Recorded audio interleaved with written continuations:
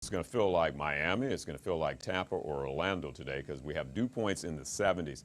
And you know, I always tell you, your body doesn't cool off. You can't do the physical exertion. You're like, well, why, Byron? Why? Well, let me break it down to you. If you have dew points in the 70s, the atmosphere is essentially saturated. It's very close to not being able to take any more moisture. The way your body cools off is you perspire, you sweat, right? And all that sweat gets evaporated, and it's called a cooling off process. And if the sweat has nowhere to go, sits on top of you, the body doesn't cool off, and then you can get heat stroke, heat exhaustion, or heat cramps. Not good. That's why you don't want to do physical exertion today.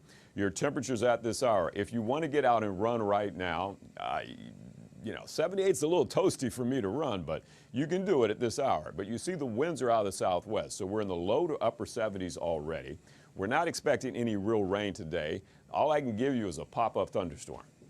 That's it. That'll cool you off for about 20 minutes because what happens is you get a heavy downpour. Pop-up thunderstorms are basically short in duration but strong in intensity, so you'll get soaked, but then you'll dry off with this area, these three areas of high pressure to the south of us because it's so hot outside. So story number 2 is the big story, and that's heat advisory. It's really the only story. The National Weather Service. These are not my estimated temperatures. They're saying that we could feel wherever you can see me or hear me between 95 to 104.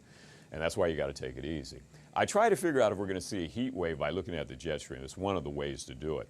And if we have a westerly wind, the westerlies are called, the winds are called the westerlies because they go from the west coast to the east coast. This is zonal. When it's flat, we're heating up by the length of day and the angle of sun. At this time of year, we've got a lot of hours of sunlight. The angle of sun is very strong. It's very focused. Doesn't go through a lot of layers. It's not dispersed. So we heat up. What we would like to see, and we will see this next Wednesday and Thursday, is the jet stream driving south. When it does that, we call it troughing. And then it opens up to that nice air in Canada. Their temperatures in the upper 70s to the low 80s, and so that cools us off with the north wind. What's happening today is we have high pressure to the south, the jet stream going north, we call it ridging. It opens the door to the heat and the humidity, as I said, down in Florida, the sixth borough, as we like to say, where our family and friends are. And we take that heat and humidity up towards us. It takes our temperatures some 10 to 20 degrees above average, 10 to 20 degrees above average. Your average high is 85, so if we get up to 100 today, we won't do that in Central Park, but let's say if we did, it would be 15 degrees above average. I don't care about the air temperature, especially for Central Park, because it doesn't play with the actual air temperature of 90, but it's going to feel like 100 for the boroughs, for the Bronx, for Brooklyn, for Staten Island, Queens, Manhattan, 105 to 110 for Jersey, somewhere around 90 to 95 for Long Island, and mid-90s north and west.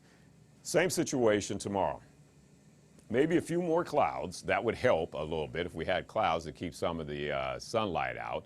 But our temperatures are going to feel like the same thing tomorrow. So there's no relief. That's why the scorcher guy is saying you got to take it easy. And this is next Monday and Tuesday. This is why I'm saying you got to use the AC in the house because the houses are not going to cool off between now and next Tuesday. You see those feel-like temperatures there, Alex, not to play with.